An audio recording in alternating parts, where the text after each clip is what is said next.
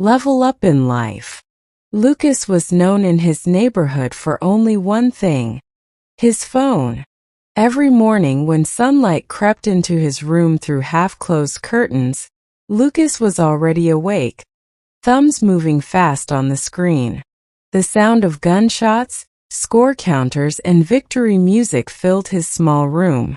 While other boys his age rushed to school, played cricket, or helped their parents, Lucas sat on his bed, leaning against the wall, lost in another world. A world made of levels, missions, and rewards. Lucas loved games. Not just lived for them. His mother would call. "Lucas, have breakfast." "Coming," he'd reply, eyes never leaving the screen. Minutes turned into hours. Breakfast became lunch. Lunch quietly passed into evening. People noticed. Neighbors whispered, "Such a waste of time. He has no future." At this age, boys are learning skills. He's only playing games. Even relatives had opinions sharper than suggestions. But Lucas didn't care. "What do they know?" he thought. "I'm happy." For Lucas, happiness was simple. Heavy check mark, clear the level. Heavy check mark, hear the victory sound. Heavy check mark, see the next challenge unlock. Nothing else mattered. A house full of silence. Lucas's father, Mr. Anderson, noticed everything but said nothing. He was a quiet man who worked long hours. He had dreams for his son but believed lectures rarely changed hearts. Every night he watched Lucas sit in the same position. Head bent, fingers moving, face serious as if the world depended on this game. One evening Lucas was stuck on a difficult level. "No! Again!" Lucas shouted, slapping the bed in frustration. He tried once more. Failed. Again. Failed. 10 times. 20 times. His happiness vanished, replaced by anger. His thumbs ached, eyes burned, but he refused to quit. At last, victory. Yes. Finally. Lucas jumped up, smiling wide, his stress melting away. At that exact moment, his father quietly sat beside him. Lucas didn't notice at first. "Happy?" his father asked calmly. Lucas nodded. "Yeah, I completed the level." His father smiled gently.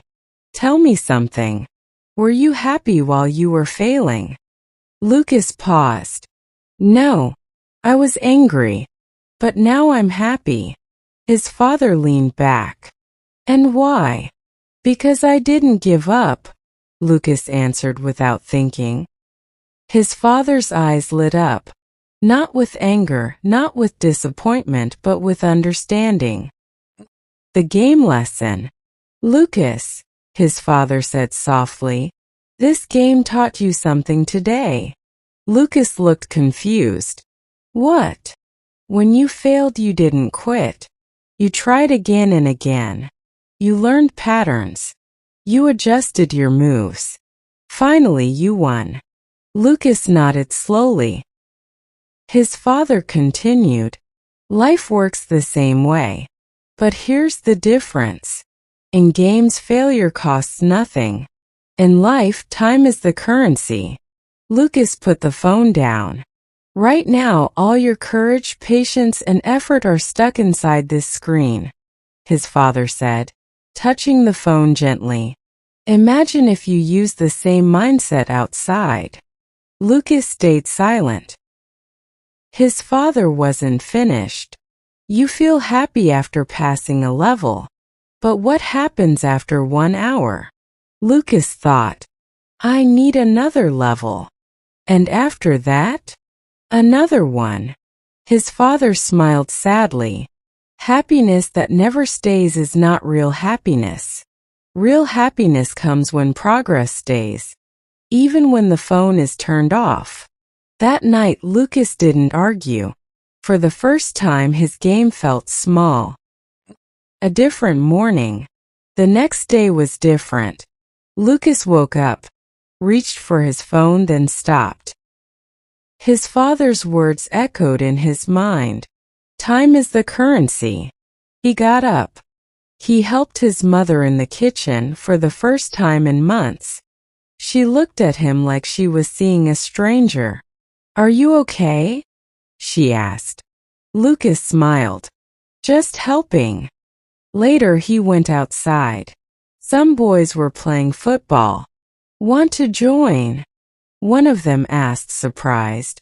Lucas hesitated, then ran onto the field. He fell. He missed goals. He lost matches. But something strange happened. He didn't quit. Just like the game. Balancing the game. Lucas didn't quit gaming completely. He changed how he played. 1 hour. Sometimes 2. Only after finishing his responsibilities. He started learning skills online, not games but real lessons. Basic coding. Fitness routines. Reading books he once called boring. Whenever he failed, he remembered the level that took 20 tries. "Try again," he told himself. His father watched quietly, pride filling his tired eyes. Some days were hard. Some days Lucas wanted to escape back into full-day gaming. But this time he didn't let the game control him. He controlled the game.